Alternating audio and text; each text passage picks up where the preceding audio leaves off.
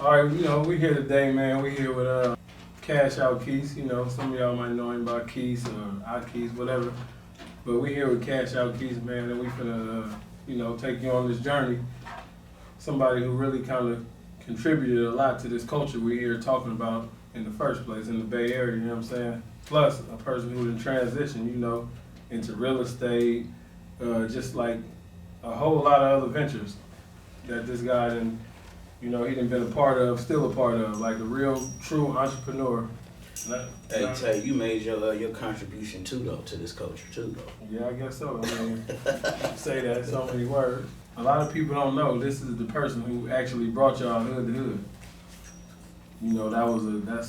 It's legendary in our culture. Went across the whole United States. I watched him jump in his van, get his camera, and go beat the streets. Man, bought me a motherfucking used van for $500, man, and a used camera for a band. And at that time, the camera I used, it was the Canon XL1. I mean, I had got word that was a camera they were using to film like Real World and all these other reality TV shows, man. So I was trying to come correct, man. $1,500 and some gas money. And I was thinking that I was gonna have to just do this one time. Go around the country one time, film this shit, and get so rich I never have to work again. Right. And that was motivating the fuck out of me. Right, yeah, I see. You feel me? You know what, before we do all that, back this up, I'm gonna let you properly introduce yourself. Who are you for the record and where you from? Born and raised, wherever. Yeah, my name is Quis, I'm saying? Cash Out Quis, Cash Out Rich Kid on IG. I was born in San Francisco, never really lived here, lived in Oakland until I was 11, and then moved to Vallejo. So I grew up in, mainly Vallejo, but, I'm a product of this Bay Area for real. Right. And also, we got a more of a different history that y'all might not know. Like me and him, we go back way, way far, elementary school, man. I went to Verdi, every time I get in trouble in Oakland public schools, I get sent to go to school in Richmond, which was North Richmond, where I met Tay. And that's why I got a lot of North Richmond ties, and just Richmond ties in general, all parts just from being out there, you know what I mean? Just, going to school with some of the coolest dudes, then I'm growing up, end up, seeing, different individuals I met back then in different, situations in life, you know what I mean? So it was kind of cool just having them connects, Shout out, matter of fact, shout out to Miss Page, Miss Page in the building, man. That's his auntie. That's my auntie, and that's his... That was my teacher. That was my 5th and 6th grade teacher. Exactly. Elementary. That was 4th and 5th for you. 5th and 6th. 5th and 6th. Okay, 5th and 6th. She was 5th and 6th for me, yeah. Remember, she had 5th and 6th combined. Mm-hmm. So I did both years in her class. And Miss Rudeau, man, Smart Cookie Factory. Man. Oh, yeah, for sure. Miss Rudeau. I went to her, was it her 70th? It was like 70-something birthday party the other night. She was solid too, man. Mm-hmm. So, from there, we formed a bond then, formed a friendship then. Yeah, so basically he moved from the Rich to the V, and I moved from Oakland to Vallejo. And I don't know how we put two and two together. We seen each other just getting off the bus because we had the same bus stop, you know what I'm saying? And just was rocking. Started reminiscing, talking about our old school partners and shit, man. Yep. I came at the end of junior high, going into transition into that high school, and from there, like I said, I did about 4 or 5 years in Vallejo before I moved back to Richmond. Graduated high school, all that from Vallejo, so we was rocking ever since. When we ran into each other at that bus stop, actually stayed around the corner from each other and didn't know. Man, I moved to Vallejo when I was 11. You know what I'm saying? So really, to me, Vallejo was like, at that time in my life, it was so much more funner than Oakland. You know what I'm saying? It was like a smaller town, you feel me? Like, I'm able to just free to ride my bike. I'm seeing go-karts, I'm seeing all kind of other little stuff that I really wasn't seeing in Oakland. And it was a lot, I ain't gonna say it's a lot safer, but it was at that time, for sure. It seemed like it's a lot safer because we was able to sell crack at a very young age. You know what I'm saying? And get our money up, you know what I'm saying, without, older niggas was basically allowing it to happen, you know what I'm saying? You feel me? So it was cool. They was allowing us to eat too, you feel me, as youngsters. So back to this, we fast forward into the hood days, right? When you set out on this journey, and I was telling somebody the other day, like realistically, like if you really think about it, before Instagram, before any of this shit, YouTube, none of that. Before any of this, you put out this DVD and this shit swept across the nation. But at the time, we didn't really understand the implications, like as far as, you know, getting in trouble for some of the shit. You just getting raw live. This is uncut in the hood. You getting this footage. So at the end of the day, I say right now, you might be the reason niggas is putting guns on the internet and shit right now. Now, you know what it was, though, man? Because before I had put out, I had talked to an attorney, and I asked him, Kellen Cooper, you feel me? I asked him, I said, man, I got this idea. Can somebody, you feel me, get in trouble if I go around and film all of this? And he told me, well, shit, the only way they can get in trouble is if the government knew it was real, you know what I'm saying? Right. And which they can't, you know what I mean? And, you know, so it's like, can Brad Pitt go to jail for having a gun on his movie? Exactly. Or yeah, you know, that's where that disclaimer comes from with these are props and these are, you know what I'm saying? But if a motherfucker get on TV and kill a motherfucker, actually talks about an actual murder he did give in detail, and they can basically use that to investigate and figure it out. That's him saying it, that's one thing, but they would still have to prove it. Right. But he would have to, like, if he giving them evidence to go investigate and prove some shit, then that's something different. Yeah, you know what I mean? exactly. We ain't had none of that though. Right. You know? No, he ain't had none of that. But like I just say, like if you look at it now, there was when the people first seen that, and you made so many people locally famous. They might be famous to other states, but they wasn't traveling to these places. But locally, for sure, I know people, even from my hood, people to this day approach them about that. Like, man, you was the dude on Hood to Hood. I was just talking to Sid about that. Shit, I fucked a couple bitches off, and I know for a fact. Shit, got me a little bit of pussy.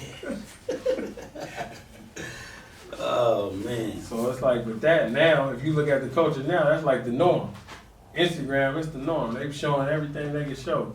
Niggas doing actual full out crimes on Instagram. Yeah, at that time though, you know, like I say, just off my life history, you feel me, just going from city to city in the Bay Area, you know what I'm saying, looking at different things. I was exposed to a lot of stuff that people weren't able to see, able to compare Richmond from Vallejo, from Oakland, to Berkeley, to San Francisco, to just bouncing around the EPA. Really, all these Bay Area cities are cities I was, you know, frequenting and basically going to all the time. You know what I mean? So, you know, but when I would talk to certain people, they, you know, a lot of people wasn't moving around like that. So no, not at all. I knew that when I did that, I was going, you know, I was going to be able to show them the nation, let them see, you know, other places. At that time, you know, a New York accent was kind of rare, you know what I mean? You might hear a rapper, but not really too much, you know, interviews or talking, or a Omaha, Nebraska accent, you know, or how they living was a rarity, you know what I mean? So it was that DVD kind of just brought everything to the forefront, so you could see how other motherfuckers is living, you know what I mean? Yeah, and I kind of, for me, what I took from it, like, the lasting message is just like, you know, everybody think, oh, I'm from this place, man, the world is a ghetto. Everybody doing the same shit. I gotta tell you something, man. It's crazy because my auntie, right before I started Verdi, she was like, man, you gotta be careful, man. You know, these kids is tough. She's telling me that, right? But at that time, I'm living in Oakland, so in my head, I'm thinking, what is these niggas? You know what I'm saying? I think I live in Oakland. Oakland is hard, right? But when I got here, I'm like, damn, these niggas fuck with it. I ain't gonna lie, when I went to Verdi, them was some of the baddest motherfucking kids in ever, you know what I'm saying, in life, you know what I'm saying, that I ever experienced, you know what I mean? So that really was an eye-opener. Yeah, you know what I'm saying? That's how it did for me, like just looking at that DVD, you like, damn, they act just like us. They just got a Baltimore accent. Damn, they in Kansas City doing this, New Orleans doing this, and you realize, like, man, this shit happens everywhere. Everybody, pretty much, you'll get fucked over everywhere. Man, you'll get fucked over everywhere if you come incorrect, disrespectful, you know what I'm saying? Basically, it's a list of shit that'll get you killed, you know what I'm saying? And everywhere across the board, the list of things that'll get you killed anywhere, man. Flossing on motherfuckers, disrespecting motherfuckers, fucking niggas, bitches, for real. Yeah, that's a long list, and that shit gets longer and longer. Fighting, you can't fight, you get your ass killed, you know what I'm saying? Being any kind of aggression, putting your nose in other motherfuckers' business, robbing motherfuckers, crossing motherfuckers. The list of shit that'll get you killed and get your ass smoked anywhere in the fucking world, pretty much. Yeah, you right about that. I don't fuck if you're in Mexico, it's the same. You know, Tear your head off. You go in these areas, this is what it is. Exactly. So as far as the numbers with the hood to hood, because you actually put out 3 of them, right? Yeah, I put out 3. You put out 3. And I got some international shit I never dropped. It was one of my later ventures because I have an entrepreneurial spirit from day one. But right.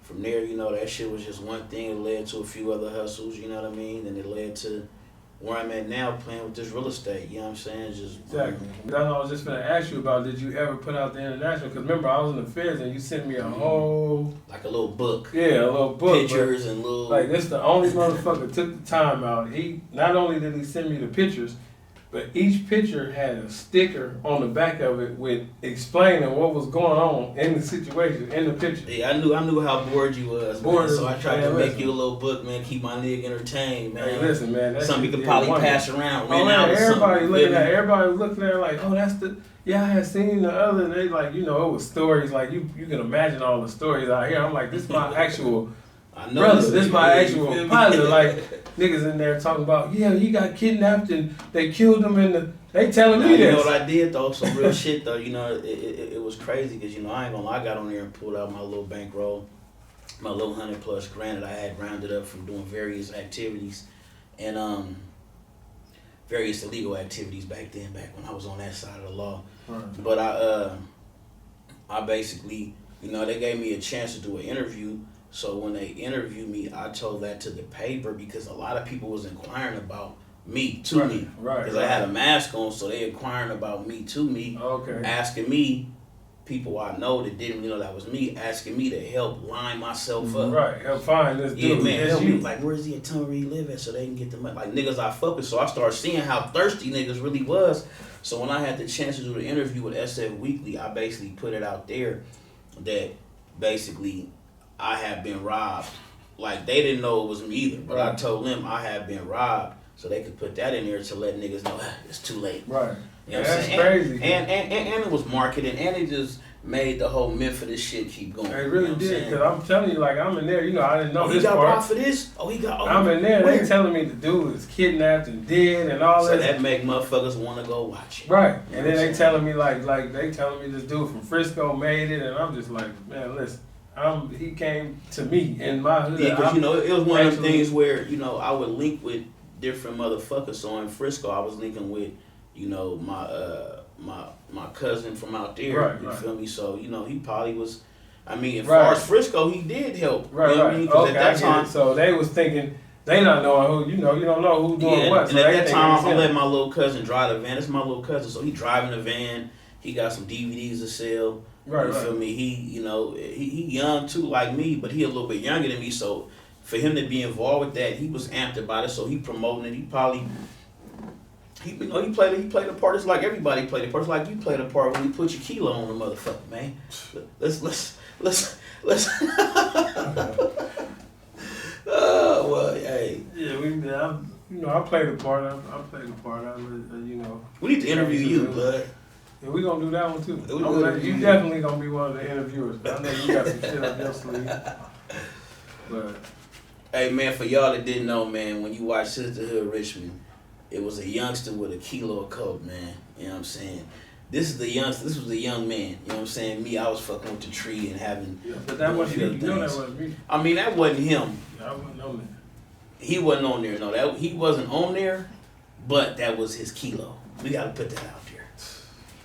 It's a long time ago. I'm on the other side of the law too. These days. I'm on the other side of the law too. But, hey, we was just getting to it though, man. We had big dreams to be rich. You know what I'm saying? One thing about us though, our circle, I'd say our group of friends was all attracted because we had attracted to each other because we had a common interest in money. Right. You know what I'm saying? And it was like we never really had no specific dream like I'm gonna be a hoop star or I'm gonna be a basketball player or a baseball player or a football player. We just wanted some fucking money. And we were gonna take out the trash to get the money, be a janitor, you know what I'm saying, hustle, go get a job. We gonna do whatever it take to get this motherfucking bread. And what's crazy is somebody was just talking to me that actually know the group of, like the circle that we talking about, right?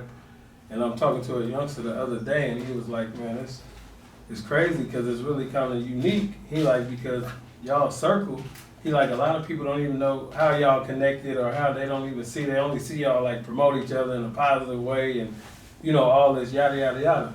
And I was telling him, I'm like, I think because we didn't have no haters in the crew. We never had no haters in the crew, and we so tied in. Like, I know your mama. Like, you know what I'm saying? You know my whole family. Your dad, your cousin, your brothers. So, and vice versa, everybody's so mixed in with aunties. That. And then on top of that, it's like we all been pushing, doing this same shit at the same time, but we never had that. And it's rare because, you know, usually some hater shit turn violent and it'll fuck the whole. Yeah, when I seen you with clean shit, cause I ain't gonna lie, you was a shoe king back in high school. So when I seen you with some clean shoe instead of hating, nigga, I'm asking you, nigga, where you? I'm gonna go get me some, vice versa. You know what I'm saying? We knew we'd go, and plus we had that drive to go get it. You know what I'm saying? We didn't let a motherfucker have some shit make us dislike him. It motivate. You know what I'm saying? But we had haters though. Right. And that's why we band together, because we had so many motherfucking haters. We had to get on niggas' top. They was hating too hard. From there, you know, that shit was just one thing. It led to a few other hustles, you know what I mean? And it led to where I'm at now, playing with this real estate, you know what I'm saying? Just exactly. Then I remember, you know, right before I went down, I caught the case, and I think I might have been on the run. I might have had a warrant. And I remember we met at Rame House. I think you had the 745 at the time. Remember you picked me up at the mall. Mm-hmm. But remember I had did the property shit in North, and you had did your property shit at Sac State. My first house. I remember you was telling me like, yeah, I gave them 50, 100 something down, something like that, and then you start renting it to. This is your first dive into real estate. So basically, right? It was my first house. That motherfucker wasn't nothing but like 270. Because mind you, this is way back in the day. Yeah, this 2000. If I ain't mistaken, this is 03, like 04 or something. I know when I had that case, I called my case 04, but you had already had this. So I was still a student. It was like, so I put the money down in 01. Wait, so 19, 20. So yeah, 01. I put the money down in 01, and basically got the property, and then I started renting out rooms to like my friends at college, because you know, motherfuckers is paying like for apartments, but then I was renting out rooms for like 500. But you get the brand new house furnished. You just bring your bed. You feel me? We all kicking. It was like a little Airbnb, basically. Frat house or something for the college students, you know what I'm saying? We was calling that shit a mini mansion, and it really wasn't nothing but a big ass 3,800 square foot tract home. But we was calling it the mini mansion. For youngsters, that was big, you know what I mean? No, for sure. And you college, you young, you know what I'm saying? You college, young, partying, you got all of everything in one wop, but you actually doing that and getting paid from it because you own the house. Yeah, I'm getting paid from it. I think like I would profit like $200 a month, but then I would live for free because I had the master, so I would live for free, and then you know, and get my little 200. Right. And you paying your mortgage. And I'm paying the mortgage and getting the equity. You know what I mean? Right. So basically, I say, since I've been deferring my gains, it's showing that I'm not really making money, even though I am. Right. But the non-QM loans make it to where you can still get loans without. You could work around that. Right, right. So how I really got into real estate, when I was 18, I got my real estate license.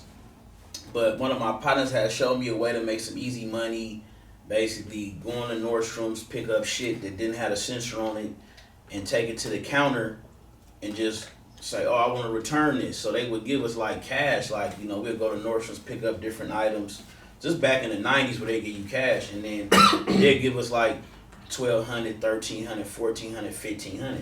Right. So we'll start in Sacramento and go all the way to San Jose. At the end of the day, had like 13, 14, 15 bands. And for those that don't know, Sacramento is probably from San Jose. The distance is maybe 2 hours or something like that. Hour and a half for sure. Yeah, 2 hours. But we'll stop in every city along the way that had a Nordstrom's and do that. You know what I mean? And do Macy's too. So make a long story short, on my 18th birthday, I get caught doing that. And over something dumb too. I got caught doing that because that was an easy little hustle, but I got caught doing that because after I did it, I didn't leave the mall. I went down to Lens Crafters. I'm finna go out. Took me some Versace motherfucking lenses, you know what I'm saying? And I walked back through the mall, went and start shopping with some of the money I just got off a move like it was legal. I got so comfortable, and then shit, when I walked back through Nordstrom, nigga, they was on me. You know what I'm saying? They figured out what I did and was on me. So then, yeah, shit, was running but didn't run fast enough, man. You know, and then so then I got this case. Then I get my real estate license, and then later on the conviction from that hits, and it ended up costing me my real estate license. But you know, you already knew that was a way to go. So I just kept buying shit, not really being an agent, just being an investor. Then I kind of stopped for a minute. Excuse me. I stopped for a minute because I had got sidetracked with some more fast money. And then when I got back into real estate, I started realizing, damn, real estate is the fast money and it's the long-term bread. You know what I'm saying? So I started flipping until I started learning about like these non-QM loans where you could basically buy a house without showing your tax returns, or you know, all you gotta show is your credit and like in the lease. A lease agreement showing that the income that you're collecting is gonna pay the mortgage and, you know, and pay you a profit. Right. And they would give you a loan without showing all the other shit. So when I started doing that, I would hold on. And that's called it's called a non-QM loan, like a non-qualifying mortgage. Non-qualifying yeah, mortgage. So it was a time where the interest rate on a non-qualifying mortgage was 3.8%, and now it's like up to 7%. So when it was 3.8, I was just like, I started holding shit. I stopped selling everything and started keeping shit to rent out. You know what I mean? But you know, it's like the knowledge is out there. You just gotta, you know, you gotta just utilize it. You know, you really gotta research it somehow, man, and then find it. Talk to motherfuckers, cause I was talking to one person and they told me about that. And then after I, you know, figured out how to use it, I started really running with it. You know what I mean? Right. Cause like a lot of times when I do my taxes, I basically do opportunity zone. Like I deal with properties in certain areas, it's like low income areas, to where I can like defer my gains. And if I hold the property for like 10 years, then like I can basically, my gains become exempt. You know what I'm saying? So basically, you're not getting taxed on it if you hold it for a certain time. Yeah, because you're basically buying something in like you buying something in a like disadvantaged or like low income neighborhood and revitalizing the neighborhood. You know what I mean? Right. So then they kind of giving you like. They kind of giving you some benefits for doing that. Right, because you rebuilding. Yeah, you rebuilding the neighborhood. So it's, you know, then once you do that, you basically over time you like bring in like tax dollars to the city and all of this to the feds, to the government. You know what I mean? It's a lot of houses in Detroit that's just abandoned, where the city or the country they're not getting no tax money from it. You know what I mean? So they basically fixed that to where, you know, now they can like over time in the long run basically collect some bread and give you a benefit for working in opportunities on. That's some game for sure. So with that, once you dived into the real estate, like right now today, if you had to estimate how many houses you think you can flip?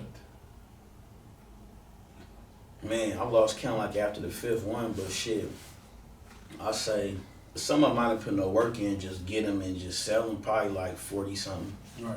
Like some of them I just get them or get them and sell them without doing nothing to them. You know what I mean? But then the ones that you work on, it takes a little bit longer. You know what I mean? Some of them 30 days, some of them is 9 months. You know what I'm saying? Yeah, because I remember we went to one that you was doing in West Oakland, and it kind of took a little longer, but it was worth it. Yeah, because I ended up doing 3 side by side. You know what I mean? So with that one, I was trying something new. I did like a parcel split, because it was a single family home, and it was a triplex. It was one structure with 2 units in one structure, and then another structure that had a house and 1 unit on the other structure, all on one lot. So I ended up paying $30,000 to split the parcel and make 2 separate parcels. So the duplex is now its own parcel. Parcel was just a lot of land. Duplex is its own parcel, and then the parcel with the single family home was another parcel. So I basically sold the single family home, basically got the duplex for free. Right. and like 300,000. Yeah, that's some game. So you basically had one But opportunity. that parcel split took hella long. That's what took the time. It took the time because it was something new I was doing, and the city had told me they requested that, man. You know, you should probably use. They kind of referred me and told me to use a certain person, but that person was $500 more than the person I had found on my own. Being cheap, so it ended up taking me like another like 5-6 months. 500 cost you. Yeah. 5-6 months. Man, and then 6 months of rent, I'm probably getting like 7 G's a month rent. So all that loss yeah. for cutting corners. Yeah, and I had the mortgage. You know what I'm saying? And then you came with the lot. I'm like, man, this. You know, he ended up getting a lot in the bay and put a little. You had your little camper on there. You feel me? The shack. Well, no, that wasn't the shack. Yeah, What it was called the shack. Yeah, the shack. That was the shack, man. Little hangout. Little. It was the office. It was the office. Blew that out. So I went to jail for the same shit. Man, the shack. The shack was basically the old word for the trap, man. Before it was called the trap, man. We had some memories at the shack for sure. Yeah, but yeah, shit, that we was on it, man, young, man. You know what I'm saying? It's an interesting story how Tay even came up on the shack, how his mind put the deal together to get a vacant lot. You know what I'm saying? Tell him how you did that, cause that was so raw. Basically, when nigga was doing illegal shit. So I'm going through the motions in the hood. At first, I was back there in the projects, and then I kind of moved to the front streets in my neighborhood, right? So it was a time, like at this time, hella shit going on. So, the police is just swarming. So I started getting to the point, like, I'm like, damn, I'm going broke because they hitting this motherfucker every day and they finding all my shit. So I'm like, damn. I'm like, I gotta figure something out. So one of my close friends, Lennox, his mom was dating this dude. And he was an older dude, real old, but I'm talking about smart, functional, all this, but old. And she dating him, and they living in the houses like, back then, these is like custom houses. It ain't like now, all the houses are identical. So this shit's so big, he got an upstairs, kind of like a middle floor, and a basement down there. So the house huge, and on the lot, they got a whole back lot that's a property. That zone different, you know what I'm saying? Different parcel. So it's like a little shed like back there. So bam, I'm like, man, we gotta figure something out. So bam, I go talk to them. We doing business. So I tell them I want to rent out now let me rent that back part, the shed. It's really a shed, and the tools beat up, right? So I pay some fiends like, look, man, fix this up. We can put heaters in there, propane tanks, PlayStation, like it's the trap now. So I didn't move the whole trap to there. This would create the shack, whatever. So once we do that, I'm talking to them, and he like, this is a separate property, whoop. So anyway, I put the deal together. Basically, long story short, I bought the lot from him. So I bought the lot from him, and I actually beat my case like this because I owned it. So I bought the lot from him, so now that's my shit. So now we kind of separated a little bit off, so it's not like I'm on their property, they don't get none of the heat. So it's on fire, we blow it out. A few more of my people. So we blow it out, it's an all night, 24/7 spot. Like, that's why we got the camper. We had this before we even put the camper. We got that, couches, heater, like we thugging it in there. 24/7, right? So we got shifts. So after that, we getting money. Mind you, this is all a business strategy and business plan. Tay put this together for his crew, you know what I'm saying? Raw youngster, man. So we blow it out. Everybody eating, we all getting some money. So now, something happened one day, and this is the dumbest shit I ever did. I'm not even one of these people. So something happened. Police come, right? My dumb ass, I'm a property owner, so I'm like, I own this shit. So they like, man, they over there. They start going on my property. Something happened in the front, but they get to going on my property, crossing over. So they like, man, you can tell them they can't be on there. I'm like, man, y'all can't. I walk over there. Man, I walk over there. Yeah, man, y'all can't be over here, man. This is private property. Which I said the right thing. Come find out in court, but later on, so I tell them, y'all can't be over here. They like, who is you? So I tell them, like, I own this. They ain't trying to hear that shit. cover me up, right? So now they go bust in the shit and search it. Unbeknownst to me, it's a pistol and some other shit all in there, right? But it's on my property. So they take me to jail immediately. Them and shit, I ain't never walked up to the police with nothing else. You know why? But you wasn't expecting for that to be in there either, though. Right, but they broke in it. They actually broke in, so I'm not expecting them to break in. So that was illegal. So whatever the case, I go to jail. I fight the case for a minute. It's my first case, so this kind of put me on their radar. It started being heat after this. So I'm fighting my case or whatever. So we go to prelim. I'm sitting in there, I don't know the etiquette of the courtroom. I'm having outbursts because they lying. There's preliminary hearing. They lying. Hey man, hey, you can't do it. I'm all this shit. I don't know. So I'm like, all right, we talking. So I'm like, man, they bound me over. I'm fucked. So the judge talking like on the movies. So I'm like, yeah, it's looking bad. He breaking it down to the officers. And he said, but when he said that, but I kind of like, what do you mean, but? He say all the shit I did, like, yeah, this and that. He said, but this was private property, and he told y'all from the gate, y'all cannot be on his property. At that point, the officers were supposed to move because this didn't have nothing to do with the initial call. The call was for the other property, the one the dude split off for me, or whatever. So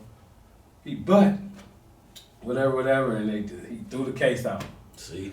Happy as Phil, man. Listen, I thought I was John Gotti beating so the really, man, that was a smart move for you to tell him it was private property. Right. I didn't know this, but it worked out like that. But I did, like, having something right, like this private, why y'all over here? Mm-hmm. So, man, I thought I ain't knowing you got to get processed and go. I'm thinking I'm getting up out of the courtroom. I don't fuck all that shit back at the building. Y'all can have it. Mm-hmm. But I had to go through the process. So they mad. So this happened early morning, kind of afternoon, and they didn't let me out until then there 12 at night. They pushed my paperwork back. I didn't care though. I got out. I was happy as fuck. But that was like my first understanding the rights with the real estate shit. So after that, I ended up doing a deal with the dude with the house that was next door. That's the shack. That's where my brother passed in front of that. That turned into so all that became the shack from my property. Then the house that you came to when we did the DVD and all that. We ended up having the bottom unit, and it was a crazy part that it was a pastor that owned it. I'm paying him cash. I'm paying him in all ones. He never tripped, but he ended up, he seen what I was doing. He like, youngster, so we started doing a deal where I could. What'd he do? He ended up trying to play me though, the pastor. But he was accepting, like we been giving him all the ones. That's when we paid the rent in the ones, but. He ended up taking me to his old partner. I'm looking around like, these some slick, they Cadillacs, and when I get to this partner, now this pastor shit they trying to put a deal together, but they was trying to kind of play me out of my property. They're trying to get the lot from you. They was trying to get the one next door for me, so he was kind of trying to play me out of my property, and then that kind of fell through, and then I did something later. I had a deal going through before I ended up going to the feds or whatever. I went to jail they gave me 11 years, 3 months in federal prison. So we're not glorifying that shit, you know what I'm saying? Because there's some lessons to learn in it. It kind of backs into our culture, like, it's what we seen. Like, we didn't see the nigga fucking all the bitches that had the 9 to 5. Hey, listen, when we was kids, now that I'm older, that motherfucker with the 9 to 5, he's fucking all the bitches. Definitely. And, once you get out of high school, you in the streets with it, that 9 to 5 nigga, the nigga up in Kaiser doing this and that, and these hospitals are they got the work history to get the car, get the house. The credit. They accumulate all the toys that you get fast. You get it faster than them in the street. But when you go that, sometimes everybody ain't successful and they should have just straight went to work. What happens is you had that little run so fast and then that shit gets snatched away. They still, like you said, they got the work history, credit. That's it. It's called a run. So anytime you run, you feel me? If you run full speed, you're gonna be out of breath. You're gonna slow down. It's pretty much the rabbit and the tortoise race. You know what I'm saying? Exactly. It's like, do you want it a little bit now or do you want it for a long time later? Exactly. You know what I'm saying? And us, we talk instant. Everything is instant. And then, sometimes your circumstances make you, it puts you in a position where it's like, I gotta do it now. Like, that shit cool, but what we gonna do tonight? What we gonna do tomorrow so you get it, it's a give or take. But once you get to a certain point, it becomes a choice. To me, like me, that's why I take responsibility. It was a choice. Like I got to a certain point, it ain't like you like, okay, I just need this, the basic tools to get by. Like I personally call myself gonna hustle to pay my way through college. Hey, I gotta tell you something, man. Anytime I ever been locked up, I felt like they gathered the dumbest motherfuckers they could find and made them my motherfucking roommates and neighbors, blood. It's like, include me. Include Right. me. They gathered up the dumbest motherfuckers that they could find, include me, and said, all you niggas, y'all live right here and y'all be here. Because it's, you know, a lot of motherfuckers that failed at what they was doing, you know what I mean? Or didn't really take the time to realize it could have been an easier way, a more, just Right. kind of being impatient. I was You know just what I'm gonna say saying? it's the patience part of it, you know, and then Listen, when I started hustling, my goal was never to get the basic necessities. It was to get the shit that I seen on motherfucking TV. yeah, You know what I'm exactly. saying? And just, you know, but luckily I knew to save my shit. You know what I'm saying? But like, you know, like we talk about some of those decisions we make, you know, and to get that right now shit can affect our future. You know what I'm saying? Like for example, when you get that felony, it's even hard to go get that job. You know, you might have a brain and everything to go be a motherfucking CEO of one of these companies, but that felony and make it to where we don't know if we can trust him, and a motherfucker dumber than you get that position and get that money that you know you sharp enough and bright enough to get. You know what I mean? Like for example, with me. You know, I had a little hustle, you feel me? I had several hustles, but I had one that would give me like easy one-day spurts of money where I would go to Nordstrom's and pick up anything that didn't have a sensor, you feel me? And I would go to the counter and say, oh, I want to return this. And back in the 90s when you return shit at Nordstrom's with no receipt, they would give you cash. So I would do this shit, you know, start in Sacramento, you know what I'm saying?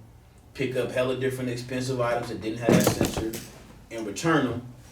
And they would fuck around and give me like a band, $1,300, $1,400, $1,500.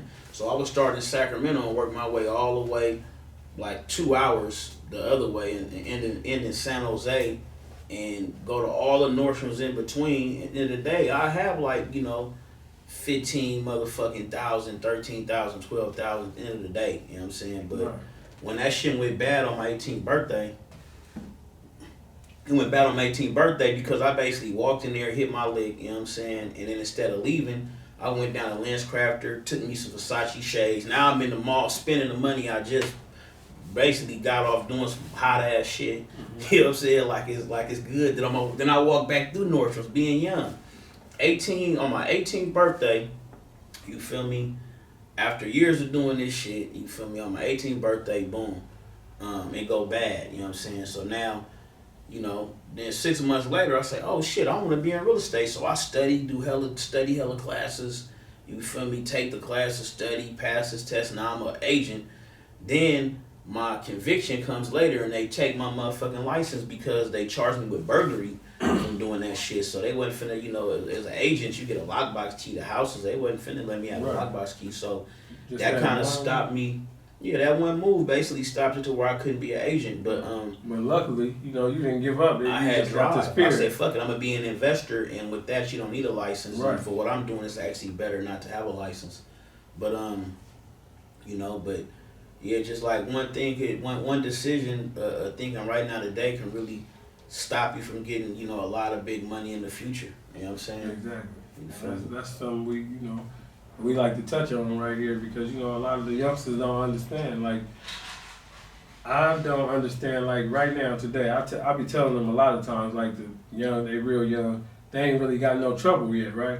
I'm like, y'all are rather run around here with an illegal gun. You can actually go have that. Do you know what I would do to get my privileges back to have a gun, to be able to go out and stay carry away a gun? from motherfuckers with guns, man? For sure, but I mean, you know, you gotta put, I'm saying, like, as far as your house, right? Like, you know, once you a felon, you're not supposed to have a gun nowhere around you, period. Near you, nobody in the house with a gun. You lose the right to protect yourself. Exactly. So if before you go do all this, you don't have no felonies, you can keep that right to protect yourself. And then what it's gonna do is gonna make you more responsible because you got this license for this gun. So now you're not running around here waving it because you didn't learn how to use it. You learned what it's really for.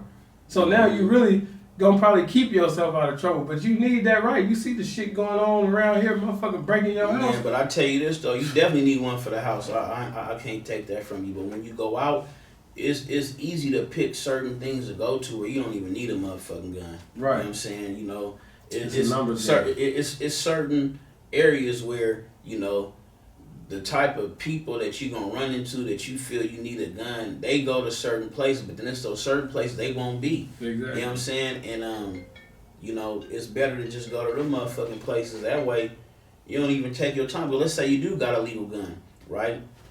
Motherfucker do some shady shit to you, or you feel that you know, you end up popping this nigga, but he happened to turn his back right when you start shooting. Now it look like you done shot him in the back. You know what I'm saying? So now you gotta fight a motherfucking murder case. You know what I'm saying? So sometimes it's better to just go places where a gun ain't needed, man. If you feel you need a gun, I mean, you probably shouldn't even be there. That's for real. Like, and you know, we don't really kind of understand that. Or I understand. Man, motherfuckers want to put their chests out and prove they not a sucker, but that's dumb too.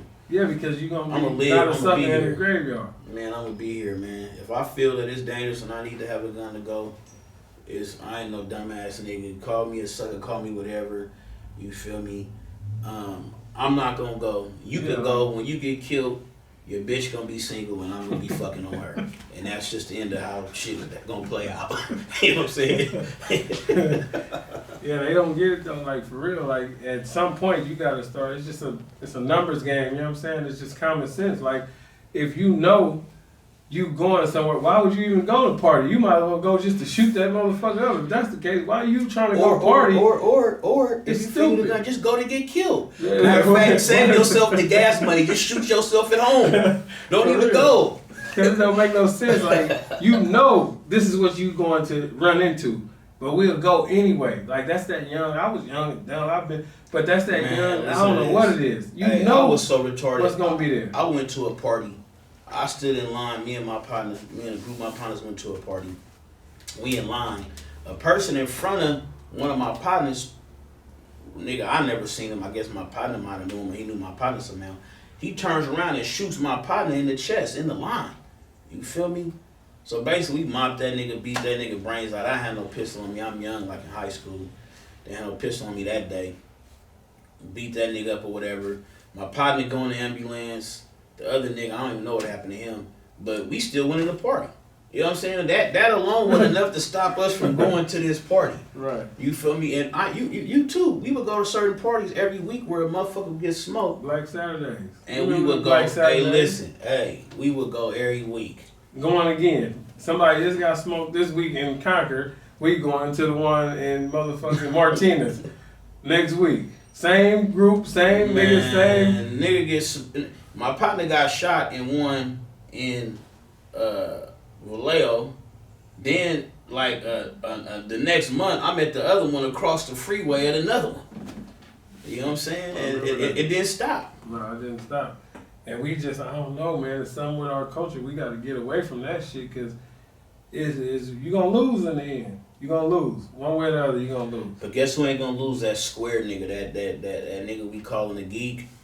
Mm-hmm. At the end of the day, man, I'm telling you, man, I'm an older nigga, so I saw this shit play out, man. Them niggas is the ones balling. Yeah. You know what I'm saying? They the ones with the pool in the backyard and the easy, you know what I'm saying, shit just chilling. You know what I'm saying? I seen it play out. I'm watching it play out. I seen it play out sitting in jail for X amount of years. You get out, all the people who was doing good doing bad. The people who was street-wise doing good, most of them doing bad. Yeah, majority of the motherfuckers doing bad unless they transition to doing some square shit. You know, if they still on that same shit, you know what I'm saying, shit change and you end up, you know, being stuck in the game, but the game changed. You end up being a dinosaur. The game changed. Become extinct.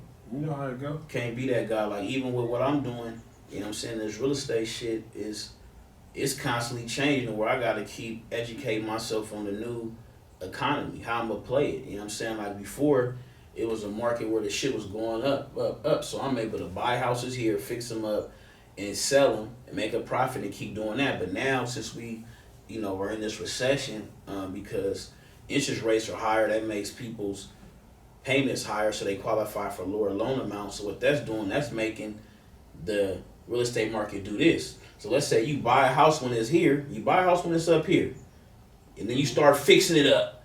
And then by the time you sell it, it's down here. So you'll take an L. So really, you gotta for me understanding that's how shit's playing out. It's like I gotta buy it hella cheap and either try to catch it before it get to where I'm at, so it's a little profit left, Right. or just play the rental game. You know what I'm saying? Buy shit knowing that the rents are gonna be this, my payments gonna be this, and I'm gonna collect a certain amount of money every month forever. You know what I'm saying? And still make sure it has some equity. Cause right now I just did a deal where I had bought a property, planning on being able to sell that motherfucker or rent it out. You know what I'm saying? So when I first bought it, I could have made like $1,300 a month rent, or I could have sold it and made like $250. You know what I'm saying? But then when interest rates start going and the property value start dropping, instead of me selling it for like $800,000 and making a $250, I ended up selling it for $690, and I think my profit is like $140 or something like that. You know what I mean? So I lost like a whole 100 and some change, and then but luckily I had 2 exit plans, and then even the rent went from like whatever was gonna be $1,200, whatever it's gonna be, down to like $500 a month profit. You feel me? So luckily I had 2 exit plans. So basically when you go into little kind of real estate deals, you want to make sure you have 2 exit plans: an exit plan to rent out and an exit plan to sell, and make sure you have equity both ways, because you never know which way you're gonna be able to or have to escape the deal. So luckily I'm out without taking a loss, but you know, that's what I was up against, you know what I mean? And that's why it's important to get multi-family properties too, so you have, you know, it's not about buying a property and waiting for it to go up. You can do that, but it might go down or whatever. But that multi-family, collecting that rent every month, that's really the long-term game and the for sure game. You know what I'm saying, in this shit. You feel me? Okay, that's what's up, man. They need to hear that.